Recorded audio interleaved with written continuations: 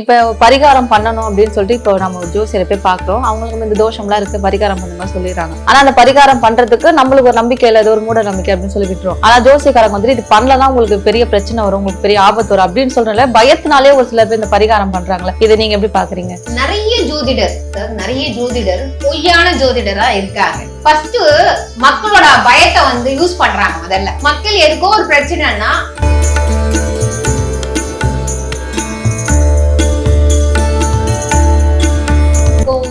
நம்பிக்கைன்னா எல்லா பரிகாரமும் உண்மையா அப்படி கேட்டா அப்படி இல்ல. அது ஒருத்தங்க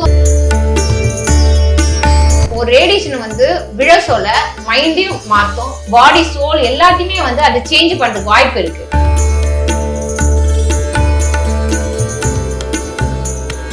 கட்டுமானத்தின் வலிமை, கட்டிடங்களின் பாதுகாப்பு. ஸ்ரீ துர்கா டிஎம்டி கம்பிகள்.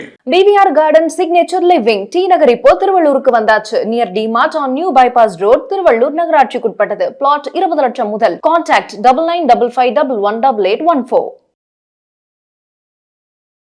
பக்தி கெஃபே நேயர்களுக்கு வணக்கம். நான் உங்கள் லீமா ரோஸ். இன்னைக்கு நம்ம நிகழ்ச்சியில எந்த டாபிக் பத்தி பார்க்க போறோம் அப்படின்னு பாத்தீங்கன்னா, ஆன்மீக ரீதியா நம்மளுக்கு ஒரு விஷயம் நடக்குது அப்படின்னு சொன்னா நிறைய பேர் என்ன சொல்லுவாங்க, பரிகாரம் பண்ணுங்க அப்படின்னு சொல்லுவாங்க. ஆனா அந்த பரிகாரம் பண்ணா நம்மளுக்கு அதற்கான பலன் கிடைக்குதா அப்படின்னு கேட்டா நிறைய பேர் இல்லைன்னு தான் சொல்லுவாங்க. ஏன்னா அது எல்லாமே மூட நம்பிக்கையில தான் பண்றது, எதுவுமே உண்மை இல்ல நிறைய பேர் சொல்லி கேள்விப்பட்டிருக்கோம். அது எந்த அளவுக்கு உண்மை எந்த அளவுக்கு பொய்ன்றதை பத்தி கேட்டு தெரிஞ்சுக்க போறோம். அதை பத்தி நம்மளுக்கு எக்ஸ்பிளைன் பண்றதுக்காக வேதிக் ஆஸ்ட்ரோமாலிட்டி நம்ம கூட இணைந்திருக்காங்க. அவங்கள நம்ம நிகழ்ச்சிக்கு வெல்கம் பண்ணிட்டு நிகழ்ச்சிக்குள்ள போகலாம். வணக்கம் மேம். வணக்கம் மேடம். எப்படி இருக்கீங்க? நல்லா இருக்கேன். இப்ப ஜோதிடத்துல நிறைய பேர் பரிகாரங்கள் பண்ணுங்க, உங்களுக்கு தோஷம் இருக்கு இல்ல கிரகத்துல ஏதோ பிரச்சனை இருக்கு அப்படின்னு சொல்லிட்டு எல்லாமே பண்ண சொல்றாங்களே, இது மூட நம்பிக்கையில இருந்து இதை எப்படி நம்ம வேறுபடுத்தி பார்க்கலாம்? நம்ம ஜோதிடத்துல பரிகாரம் பண்ண சொல்றது இப்ப நீங்க அந்த பரிகாரம் பண்ணா உங்க கஷ்டம் எல்லாம் தீந்துரும் சொன்னா அப்படி கிடையாது. ஜோதிடத்துல கண்டிப்பா கிடையாது. உங்க மனசு கொஞ்சம் அமைதியாகும்.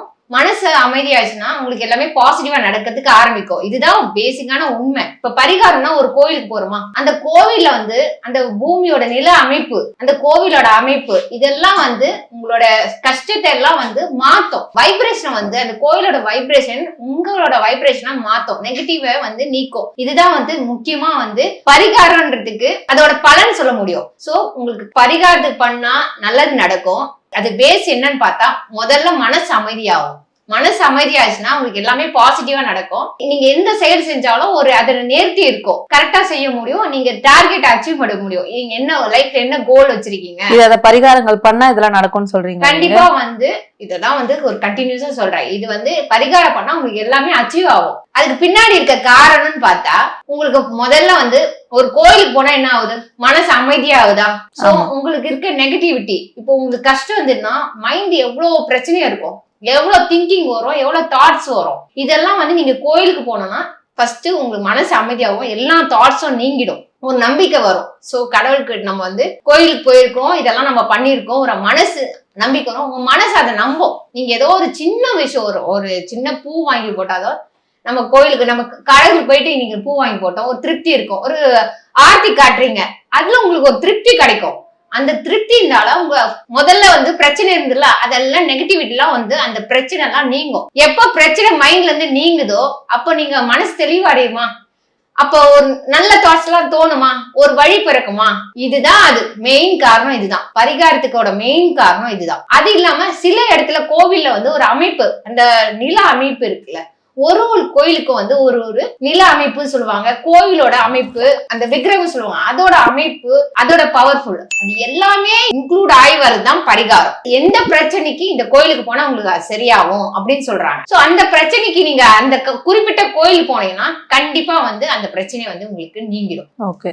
சோ இதெல்லாம் ஏற்கனவே நம்ம முன்னோர்கள்லாம் ஏற்கனவே நிறைய கோயில் எல்லாம் எல்லாமே அனுபவிச்சிருப்பாங்களே, அவங்க எக்ஸ்பீரியன்ஸ் தான் நம்ம சொல்றாங்க பரிகாரம் அப்படி சொல்றாங்க. சோ கண்டிப்பா பரிகாரம் நம்ம மனசு அமைதிப்படுத்தும்.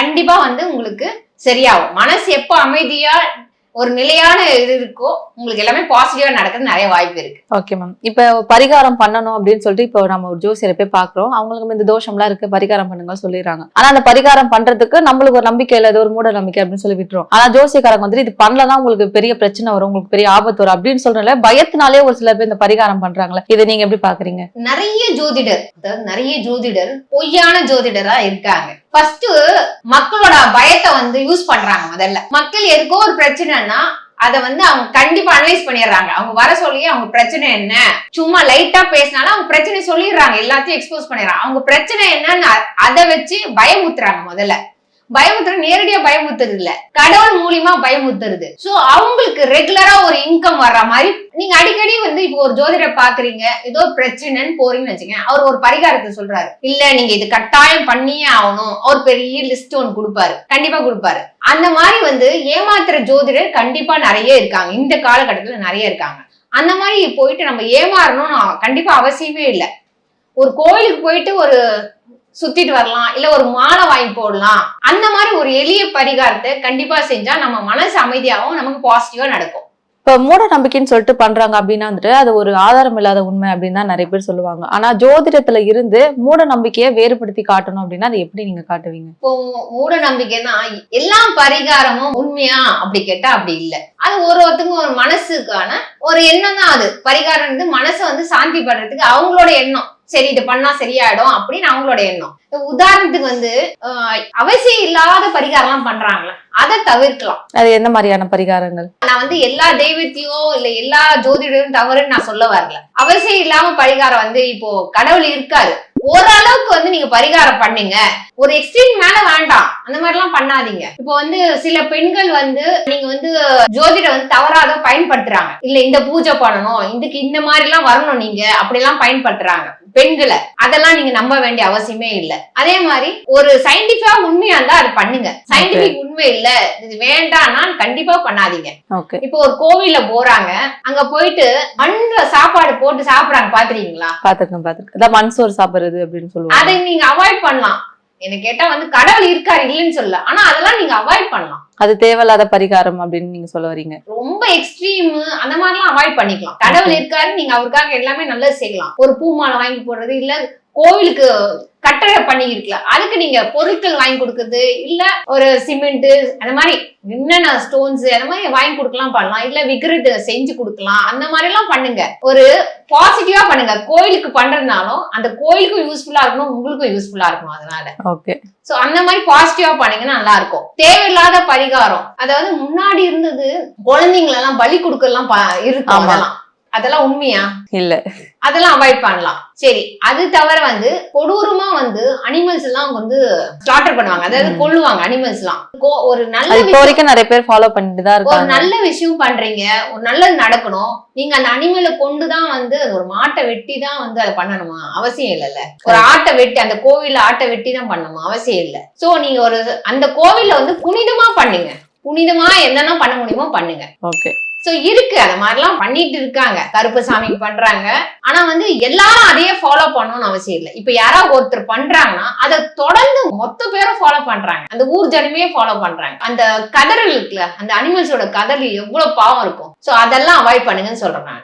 பாசிட்டிவா இருக்க பரிகாரத்தை செஞ்சீங்கன்னா மனசு அமைதியா இருக்கும், நீங்களும் நல்லா இருக்கலாம், உங்க குழந்தை உங்க ஜெனரேஷன் ஃபுல்லாவே நல்லா இருக்கும். ஓகே, ஒரு அனிமலை கொண்டா அது கண்டிப்பா சாபம் கண்டிப்பா ஏற்படும் தான். இப்போ ஒரு ஜோசியக்காரங்க கிட்ட ஒருத்தவங்க புதுசா போறாங்க, அவங்களுக்கு இதை பத்தி எதுவுமே தெரியாது, ஆன்மீகம்னா என்ன, இது நம்மளுக்கு முன்னோர்கள் சொல்லி கொடுத்த பாரம்பரியமான விஷயம், இல்ல இது வந்து ஜோதிடம், இல்ல இது மூட நம்பிக்கைன்னு சொல்லிட்டு அவங்களுக்கு நீங்க எந்த விதத்துல நீங்க எக்ஸ்பிளைன் பண்ணுவீங்க? நான் சிம்பிளா எக்ஸ்பிளைன் பண்றேன். இப்போ ஒரு மனிதரால எதனா வந்து அவனால மட்டும் எதையும் வச்சு இல்லாம ஒரு பொருளை உருவாக்க முடியுமா?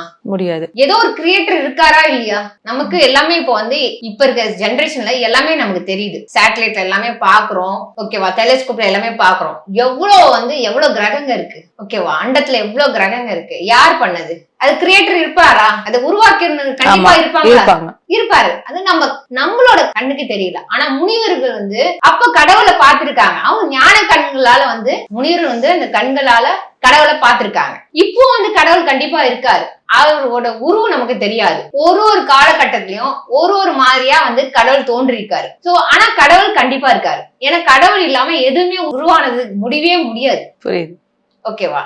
இது வந்து நம்ம வந்து கடவுள் நம்பிக்கைன்னு எடுத்துப்போம். இப்ப ஜோதிடம்னா அது கடவுள் படைச்சால கிரகம், ஆமா, அந்த கிரகம் வந்து எப்படி செயல்படுது, அதோட ஆற்றல் வந்து மனிதன் மேல எப்படி ஆற்றல் விடுது. நிறைய கிரகம் நம்ம சுத்தி நிறைய இருக்கு. உதாரணத்துக்கு நிறையவே இருக்கு. குரு இருக்குன்னு சொல்றாங்க. அந்த கிரகம் பேர் வந்து வியாழன். சோ நம்ம வந்து அதை வந்து ஒரு கடவுளா மதிச்சு நம்ம வழிபடுறோம். அப்பதான் வந்து அடுத்த ஜெனரேஷன் ஃபாலோ பண்ணும். அதனாலதான் கடவுளாக அவரை வந்து குறிப்பிடுறாங்க. சுக்கிரன் அப்படின்னு சொல்றாங்க. அது வெள்ளி கிரகம் தான். ஒரு கிரகத்துக்கு பேர் இருக்கு. ஆனா வந்து ஜெனரேஷனா இதை வந்து ஃபாலோ பண்ணணும், நம்பணும். அதுக்காக கடவுளாக அவரை வந்து நம்ம சனி பகவான், குரு பகவான், செவ்வாய் பகவான். செவ்வாய்னா நமக்கு மாஸ் தான் செவ்வாய் கிரகம். அது ஒரு கிரகம் தான். அதோட ரேடியேஷன் இருக்குல்ல, நம்ம பாடியில வந்து விழும் ரேடியேஷன். அதாவது பிறந்ததுல இருந்து நம்ம இருக்கிற வரைக்கும் அந்த ரேடியேஷன் விடும். நம்ம எந்த இடத்துல பிறந்திருக்கோம் அந்த ரேடியேஷன் எவ்வளவு அளவுல விழுது. நம்ம லைஃப் பீரியட் இருக்குல்ல, ஜீரோல, அதாவது 1 வயசுல இருந்து 0ல இருந்து நம்ம இருக்கிற வரைக்கும் எந்தெந்த பீரியட்ல எவ்வளவு ரேடியேஷன் நம்ம மேல விழுது, எவ்வளவு பர்சன்டேஜான ரேடியேஷன் நம்ம மேல விழுது, எந்த கிரகத்தோட ரேடியேஷன் விழுது. இதுதான் உண்மை. இதுதான் அஸ்ட்ராலஜி. ஜோதிடம். இதுதான் சயின்ஸ். ஒரு கிரகத்துல இருந்து வர ரேடியேஷன் வந்து பாடி எவ்வளவு அப்சர்வ் ஆகுது, அதோட பலன் அந்த ரேடியேஷன் எப்படி நமக்கு தாக்குது. ஒரு ரேடியேஷன் வந்து விழ சொல்ல மைண்டையும் மாத்தும், பாடி சோல் எல்லாத்தையுமே வந்து அது சேஞ்ச் பண்றதுக்கு வாய்ப்பு இருக்கு. இந்த சேஞ்சஸ் தான் அவங்க லைஃப் லாங் வந்து இருக்கும். இந்த கிரகத்தோட ரேடியேஷன் சேஞ்சஸ் இருக்குல்ல, அதுதான் லைஃப் லாங் பிளே பண்ண போகுது. சோ இதுதான் வந்து ஜோதிடத்துக்கும் வந்து ஆன்மீகத்துக்கும் டிஃபரன்ஸ். இப்ப ஒரு ஜாதகத்தை எடுத்துட்டு நம்ம ஒரு ஜோசிக்காரங்கள பார்க்க போறோம். அவங்க நம்மளுக்கு வேற விதமான பரிகாரங்கள், நம்ம வாழ்க்கை முறைகள் பற்றி சொல்றாங்க. இதே நம்ம இன்னொருத்தவங்களை பார்க்க போனா அவங்க வேற மாதிரி சொல்றாங்க. இது ரெண்டுத்துல நம்ம எப்படி நம்புறது? அது நீங்க பிறக்க சோல ஒரு ரேடியேஷனோட பிறந்திருப்பீங்க, விழுந்திருக்கும் உங்க மேல, அதோட டிராவல் பண்ண போறீங்க.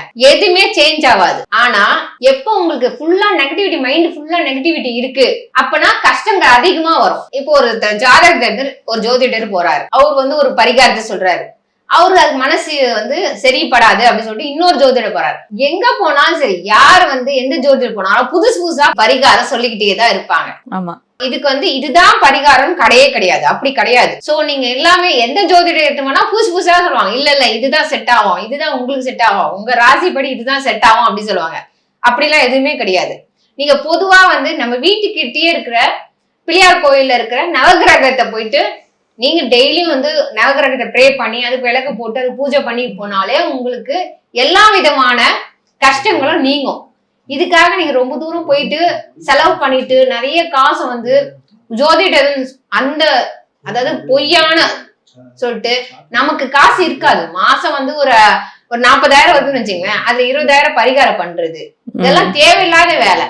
சோ எல்லா ஜோதிடரும் நம்ப வேண்டாம். நீங்க உங்க வீட்டு பக்கத்துலயே பண்ணுங்க. வீட்டுக்கு பக்கத்துலயே இருக்க அம்மன் கோவில், பிள்ளையார் கோயில், சிவன் கோயில போங்க. நீங்க சிவனை வழிபாடு பண்ண உங்களுக்கு உங்க ஜாதகத்துல கெட்டது இருந்தாலும் சரி, அது மாறி நல்லதா இருக்கும். சோ நவகிரகத்தை வந்து நீங்க சிவன் தான் இப்ப ரொம்ப பவர்ஃபுல்லான கடவுள். அப்ப ஆமா, சிவன் வந்து இப்ப ஒருத்தருக்கும் வந்து ஒரு மனசு, அதுல வந்து நீங்க வந்து கெட்டதை அழிக்கிறது வந்து சிவன். ஓகே. சோ நீங்க நம்ம ஜாதகத்துல ஏற்கனவே வந்து நம்ம பிறப்பிலேயே வந்து கெட்டது நிறைய இருக்கு அப்படின்னா நீங்க சிவனை வழிபாடு பண்ணுங்க. எந்த மாதிரி இருந்தாலும் உங்க ஜாதகத்துல சரியே இல்லைனாலும் சிவன் வழிபாடு பண்ணிக்கிட்டு வந்தீங்கன்னா உங்களுக்கு அந்த தோஷம் எல்லாம் கண்டிப்பா விலகும். நவகிரகத்தை வந்து ப்ரே பண்ணுங்க. நீங்க வந்து ரொம்ப தூரம் போயிட்டு நவகிரகம் ப்ரே பண்ணணும் அவசியம் இல்லை. வீட்டு பக்கத்துலயே இருக்க பிள்ளையார் கோயில போயிட்டு ஒரு நவகிரகத்துக்கு வந்து விளக்கு போட்டு ப்ரே பண்ணாலே போதும். நான் அப்படிதான் வந்து ரொம்ப எளிமையா தான் பரிகாரத்தை நான் சொல்லுவேன். வீட்டுக்கிட்டே செய்யுங்க, நம்ம வாசல்ல இருக்க பிள்ளையாருக்கு நீங்க செய்யுங்க அப்படி சொன்னேன். இதெல்லாம் வந்து பரிகாரம் சொல்லிட்டு நிறைய ஜோதிடம் ஏமாத்துறாங்க.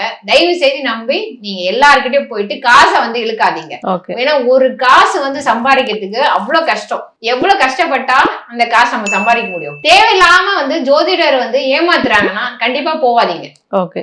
ஒரு பூ மாலை வாங்கி போனா ஓகே நம்ம செய்ய முடியும். கோயிலுக்கு போயிட்டு வாங்க அப்படி சொல்றாங்க, சரி நம்ம போயிட்டு வரலாம். நம்மளால கொஞ்சம் கிட்ட இருக்க கோயிலுக்கு போயிட்டு வரலாம். திருவண்ணாமலைக்கு, சென்னையில இருந்து திருவண்ணாமலைக்கு போறதுக்கு நமக்கு 100 rupees ஆகும், போறதுக்கு வரதுக்கு 200 rupees ஆகும். அந்த மாதிரி எளிய பரிகாரம் தாராளமா போயிட்டு வாங்க. இந்த வீடியோ உங்களுக்கு பிடிச்சிருந்தா லைக் பண்ணுங்க, ஷேர் பண்ணுங்க, கமெண்ட் பண்ணுங்க. மறக்காம பெல் பட்டனை கிளிக் பண்ணிட்டு பக்தி கஃபே தமிழ் சேனலை சப்ஸ்கிரைப் பண்ணிடுங்க.